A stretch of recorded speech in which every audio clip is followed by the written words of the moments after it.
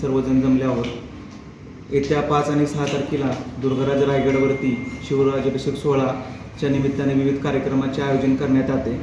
त्या संदर्भात आजची ही पत्रकार परिषद आहे.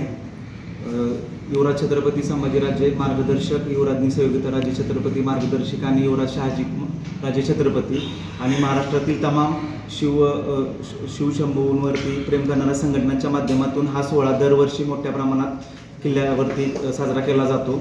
5 आणि 6 तारखेचा 2 दिवसांचा हा सोहळा असतो.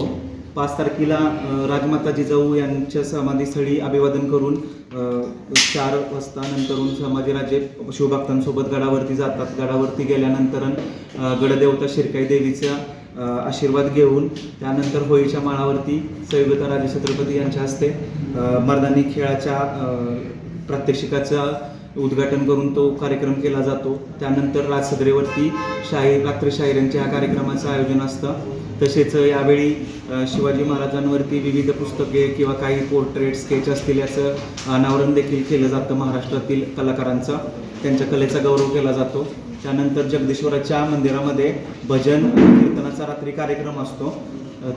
हा 5 तारखेचा कार्यक्रम झाल्यानंतर 6 तारखेला सकाळी शहाजीराजे यांच्या हस्ते नगारखान्यासमोरील ध्वजावरती आपला भगवा ध्वजाचा भरण्यात येतो.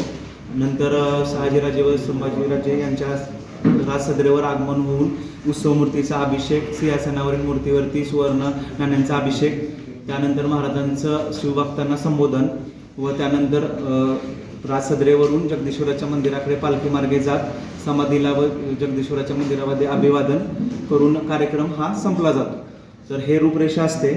तर यासाठी शिवभक्त येणार आहेत तर त्यांना एक सांगणं आहे की आपण खूप दूरवरून येता, प्रवास व्यवस्थित करून या. गडाच्या पायथ्याला एक 5 किलोमीटर अलीकडे पार्किंग व्यवस्था केली आहे.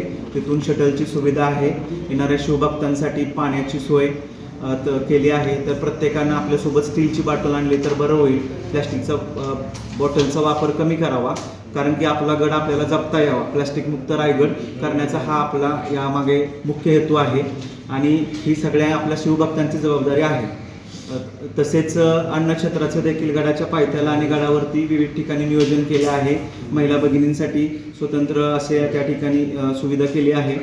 तर गडावरती येताना प्रवास व्यवस्थित करावा आणि आपला हा सोहळा मोठ्या प्रमाणात विश्वव्यापक करण्याचा सर्वांचा हेतू आहे. तर जास्तीत जास्त शिवभक्तांनी सातारा जिल्ह्यातील विविध संघटनांनी या शिवराज्याभिषेक सोहळ्याला यावं. हे एक अखिल भारतीय शिवराज्याभिषेक महोत्सव समितीचा सदस्य या नात्याने मी सर्वांना आवाहन करतो.